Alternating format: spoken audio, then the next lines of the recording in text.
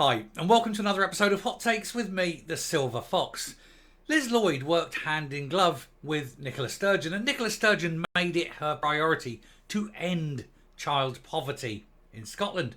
And she did such a marvellous job at it that there are no children in poverty in Scotland anymore. So one has to, wonder why Liz Lloyd has just taken up a new job in which she is going to end child poverty in Scotland. Could it be that Nicola failed? That's not what the average SNP voter is told.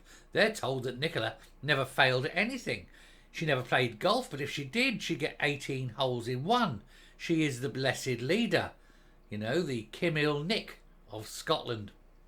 Well, it seems that maybe Kim Il-Nick isn't as good as she thought, because obviously the child poverty problem exists and indeed has got worse. And so Liz Lloyd is riding to the rescue on a white horse, although Humza probably won't like that. She is going to be the saviour of all the children in Scotland, and I think it's only fair considering how many of them are in poverty because of Liz Lloyd's advice to Nicola.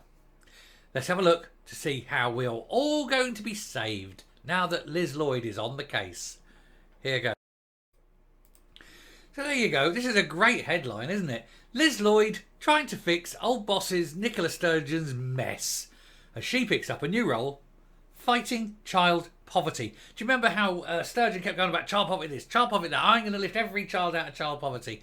And during her reign, more children went into poverty than came out.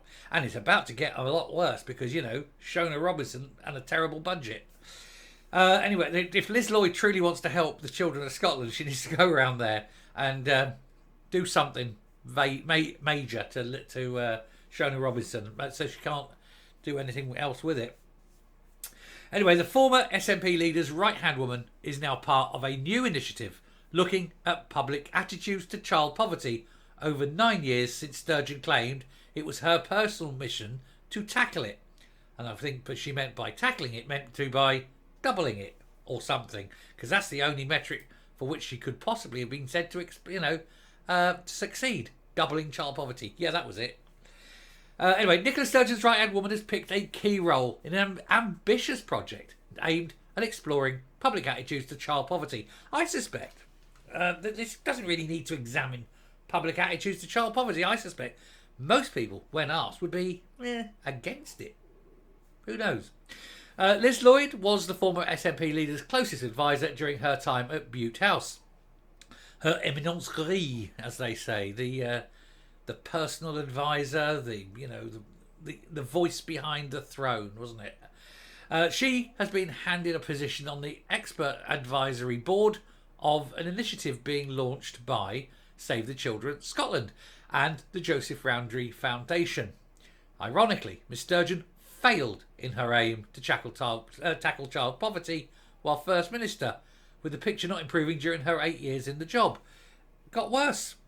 Every year she was FM, child poverty got worse. And that was the thing. I'm going to start day one. Oh, we're going to hit the ground running, child poverty, blah, blah, blah, blah, blah, blah, blah. Nothing. Worse. I mean, it's because, like all the things with the SNP, they don't look at the problem. They look at the problem through a lens of independence. How can we tackle child poverty that will benefit independence? Nothing. That's why nothing ever works.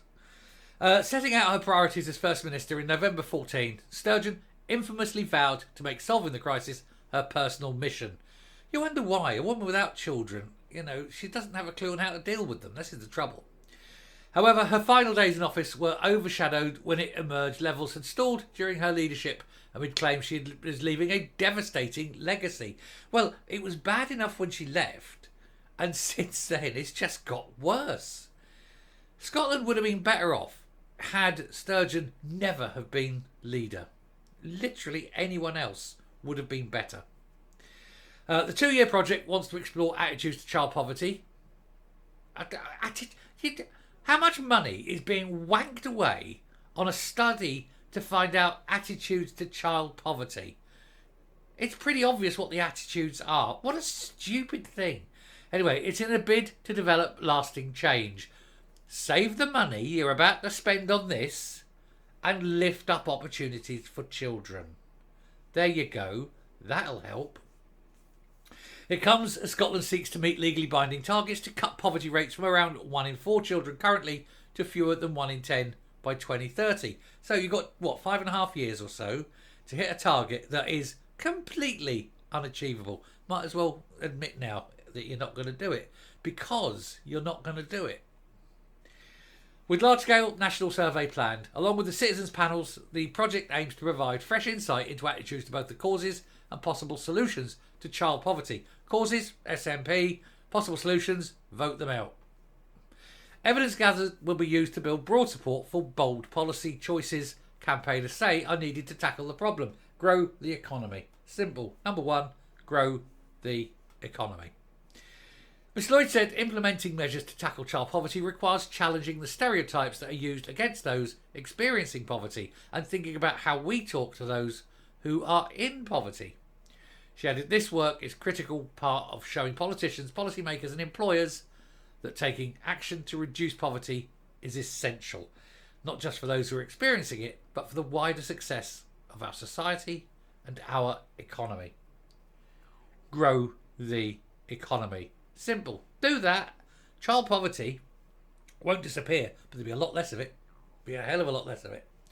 Alan Rodent, who was Communications Director at Scottish Labour under Kezia Dugdale, is also on the board. Claire Telfer, head of Save the Children Scotland, said the Scottish Government has made a legal binding commitment to drive down child poverty.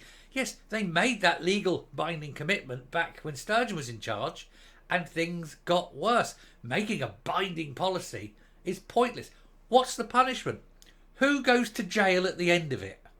Because unless you have a senior politician facing jail for failing to meet it, it won't matter.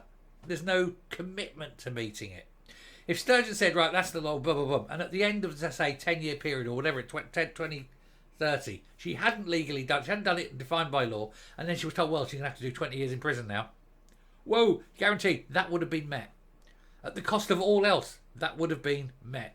But when there's no jailable offence, what's the point? They just walk away and go, yeah, well, it's, they say it's a legal target. Who's going to get punished? What are they going to punish them? The SNP won't be in power in 2030. We can do punish, say, the Labour Party because the SNP failed. That isn't going to wash, is it? It's a little crap. Anyway, our project aims to achieve long-lasting change. To make that change sustainable, blah, blah, blah. Load of old bollocks. Nobody's listening. Nobody listened because you failed the first time, and you think now having a second go it's going to get any different. No, because you've got the same players doing the same tired old policies. Nothing changes. Nothing will. And especially when you're all tied up with the Greens who don't want growth.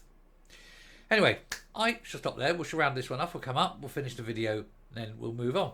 But it is just absolute joke if you expect things to change when you keep putting the same faces into the same roles. Coming up. So, Liz Lloyd, a woman deeply ingrained in failure throughout the last 10 years, has been called in to fix a problem that she helped cause. That's not really how you do it, is it? You go and you say, right, now you've had 10 years and you've screwed it up royally. Sod off. Let's get someone in who knows what they're doing. Let's go in and listen to an expert and say, oh, we must do that. Oh, right, okay. And then do what you're told. And one of the things they'll tell you is grow the bloody economy. Screw the Greens, grow the economy. Bring in as much money as you can. Build up the tax base. Create jobs. Create opportunities. Pump the money into schools. Schools is how you lift children out of poverty. Jobs is how you lift children out of poverty. A good infrastructure. Everything helps. Everything is connected. Connected everything. It is holistic. Simply sitting there going, oh, let's go and have a meeting and see if we can do anything, is going to do nothing. It's going to do the square root of nothing. Because it's actually going to cost and waste money while you sit on your arse, scratching it and thinking, ooh, where did we go wrong? I'll stop now. Thank you very much for watching. Do please hit the subscribe button, ring the bell, leave a like, leave a comment, please share the video. And until next time, stay safe, stay well, and I will speak to you later. Bye.